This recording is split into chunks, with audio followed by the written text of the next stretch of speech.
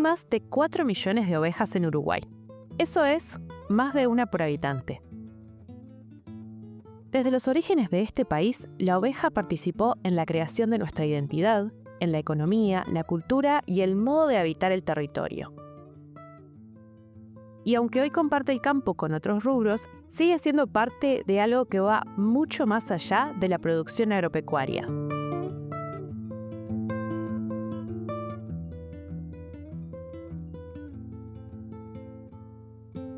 Te damos la bienvenida a Tierra de Ovejas, un podcast del Secretariado Uruguayo de la Lana en el marco de su 60 aniversario. En este ciclo vamos a recorrer el mundo ovino uruguayo, quiénes producen, cómo, dónde, por qué y qué tiene para ofrecer este rubro a quien quiera conocerlo o sumarse a él. Vamos a escuchar a técnicos, productores, investigadores, a personas que llevan décadas en el rubro y otras que recién empiezan. Este primer episodio es una introducción. ¿Qué es el rubro ovino en Uruguay hoy? ¿Quiénes lo integran? ¿Qué produce? ¿Qué le aporta al país? ¿Y qué lugar ocupa en el mundo?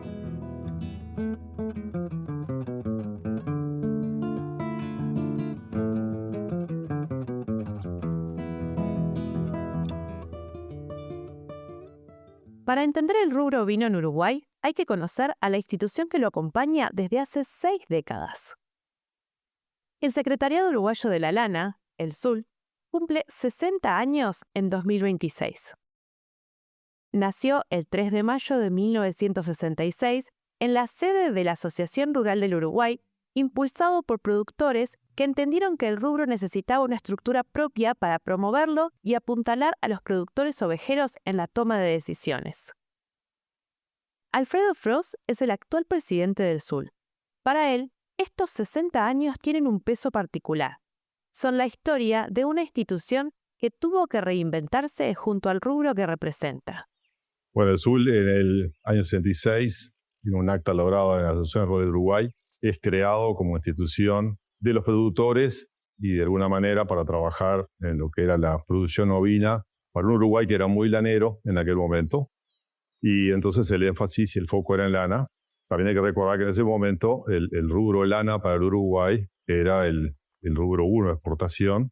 Tenía una importancia económica y también desde el punto de vista político, cultural y social para el país. Ese Uruguay lanero tuvo un momento de máxima expresión, 26 millones de ovejas. Hoy hay menos de 5 millones. La caída es drástica y no solo en Uruguay. Las ovejas productoras de lana han disminuido en todo el mundo. Y eso tiene varias explicaciones. La competencia de las fibras sintéticas desde los años 90, la llegada de nuevos rubros agropecuarios que compiten por el mismo recurso, la tierra, los ciclos del precio internacional. El SUL estuvo en cada uno de esos momentos. Yo creo que viajamos en el tiempo y lo que tenemos que reconocer es que la producción ovina en Uruguay, como todo, ha sufrido cambios. Fuimos oscilando en lo que fue el stock hasta llegar a picos máximos en la década del 90 y después con una baja en la actualidad. Ya no somos aquel rubro tan importante que fuimos en aquel momento desde el punto de vista económico, pero sí entiendo yo que somos un rubro muy importante en lo que es la cultura del país, en lo que ha generado, en lo social. La institución fue adaptando su foco con el tiempo. Del énfasis original en lana hacia una mirada más integral que incluye también la carne ovina.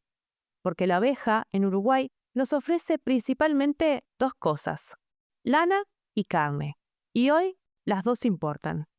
Quizás llegamos al día de hoy donde tenemos un país en donde la importancia de la lana y de la carne han llegado a un equilibrio tal que la institución, de forma estratégica, viene trabajando en el sentido de trabajar en los productos, si bien recordamos que su nacimiento fue básicamente por tema lana, pero vemos el ovino como un todo y hablando de producción ovina, hablamos de los 2 rubros.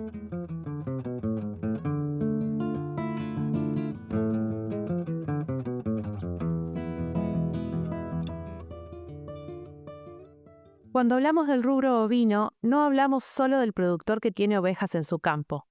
El sector es una cadena que conecta muchos actores. Esquiladores, acondicionadores de lana, industrias procesadoras, exportadores, técnicos, investigadores, artesanos y diseñadores textiles. Y muchos de esos actores viven en pequeños pueblos del interior del país, donde el movimiento económico que genera, por ejemplo, la esquila, marca el ritmo de todo el año. Hay muchos centros poblados del país que a veces quizás todos los uruguayos no conozcamos cuántos son y el día que nos podemos investigar vemos que son muchísimos. En el mundo de hoy dependen bastante de lo que es la producción ovina, porque es la que radica gente en el campo, porque es la que por algunas actividades o por algunas prácticas que tenemos que hacer, como puede ser la esquila, bueno, esto hace de que haya todo un movimiento en pequeños pueblos. Y también hay algo que Alfredo Frost señala cuando habla del rubro. Los uruguayos, en general, conocen poco lo que producen. La lana y la carne ovina del país se van casi íntegramente al exterior. El mercado interno está poco desarrollado y eso tiene un costo simbólico. Yo entiendo que la producción ovina, si bien es un patrimonio inmaterial, cultural, de lana en el Uruguay, lo que nos falta a los uruguayos es reconocer a ese animal, a esa oveja, a esa producción, a toda la cadena de la producción ovina. Quizás no damos cuenta, pero si vemos la importancia de la historia y la importancia que tiene hoy, es un patrimonio de todos.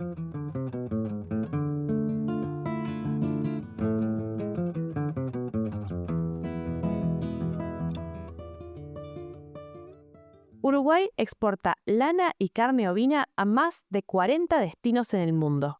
La suma de todos los subrubros del sector, lana, carne, leche, pieles, genética, lanolina, genera alrededor de $250 millones al año. No es una cifra menor para un país de 3,5 millones de habitantes. Josefina Sanguinetti trabaja en el área de mercados y proyectos del SUL. Sigue a diario lo que pasa en los mercados internacionales de lana y carne ovina y el panorama que describe en marzo de 2026 es favorable para ambos rubros. Hoy en día nos encontramos en un mercado internacional en donde hay pocos oferentes y muchos demandantes, en donde los principales países productores de carne ovina y de lana también obviamente han bajado sus stocks de ovinos, tanto como puede ser Australia, Nueva Zelanda, Sudáfrica, bueno, mismo acá en Uruguay también es algo que ha pasado. Entonces eso lo que hace es que para, por ejemplo, lo que sea carne, a lo largo de estos últimos 2 años han subido considerablemente los precios de lo que es la carne ovina a nivel mundial. Y bueno, eso obviamente está favoreciendo a lo que es nuestro país, ¿no? En particular para la lana, el momento es significativo. Desde septiembre de 2025, los precios internacionales tuvieron un fuerte impulso al alza. En marzo de 2026, el principal indicador de referencia, el Eastern Market Indicator, que fija Australia, está en niveles que no se veían desde junio de 2019. Desde septiembre de 2025 a nivel internacional hemos visto un empuje de los precios de la lana que continúa hasta ahora. Estamos en marzo del 26 y la realidad es que ha continuado. Hoy en día el indicador de mercados del este está a niveles que no se veía desde junio de 2019, es decir, más de 6 años. Y bueno, la realidad es que estamos en un buen escenario tanto para lo que es carne ovina como para lo que es lana. Uruguay exporta su lana en 3 estados: sucia, lavada y peinada. El principal comprador de lana sucia es China, que concentra alrededor del 50% de las exportaciones. Italia y Alemania, destinos tradicionales de los tops, la lana peinada, se llevan otro 25%. Para la carne ovina, Brasil es el destino histórico, aunque en los últimos años Israel se convirtió en un actor importante después de que Uruguay recibiera en 2024 la habilitación para exportar carne ovina con hueso. Pero más allá de los números, Josefina señala algo que define la estrategia del país. Uruguay no puede competir en volumen y ya no intenta hacerlo. Si no podemos competir por volumen, bueno, compitamos por calidad y alineemos un poco lo que es la demanda del consumidor final para poder ofrecerle eso, ¿no? Entonces hoy en día hay mucho énfasis en lo que son los programas de certificación o también herramientas de trazabilidad que le puedan dar esa información al consumidor final cuando compra su prenda, de dónde es que viene, bueno, el origen de esa materia prima, quién la produjo, en qué país y bajo qué condiciones, que es algo que siempre es un plus y es algo que el consumidor va a pagar un extra.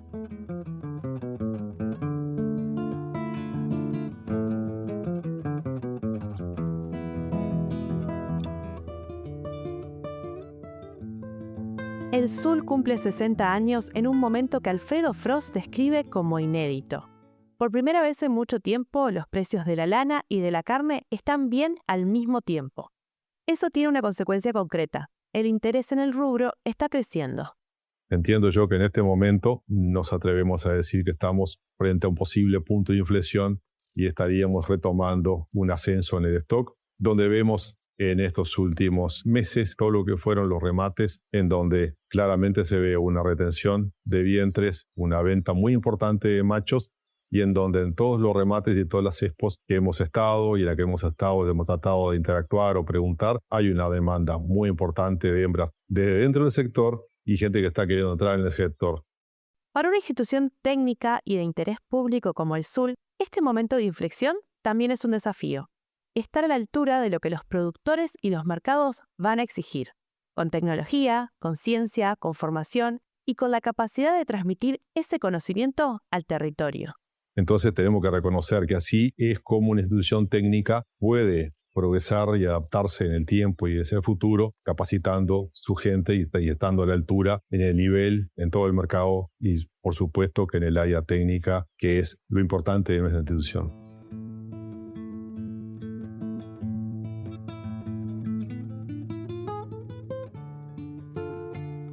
«60 años, una institución, cientos de personas, millones de ovejas, cientos de miles de kilos de lana y carne que viajan a todo el mundo cada año». Y una pregunta que recorre todos los episodios de este ciclo. ¿Qué significa hoy producir con ovinos en Uruguay? En el próximo episodio vamos a empezar a responderla.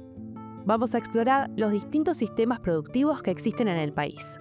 Desde los grandes establecimientos con sus majadas de lana fina, hasta los pequeños predios donde la apuesta es la carne. Y vamos a ver qué tiene que tener en cuenta alguien que quiera empezar con el rubro. Agradecemos a quienes participaron de este primer episodio, actual presidente del SUL, Alfredo Frost, y Josefina Sanguinetti, responsable del área de proyectos y mercados.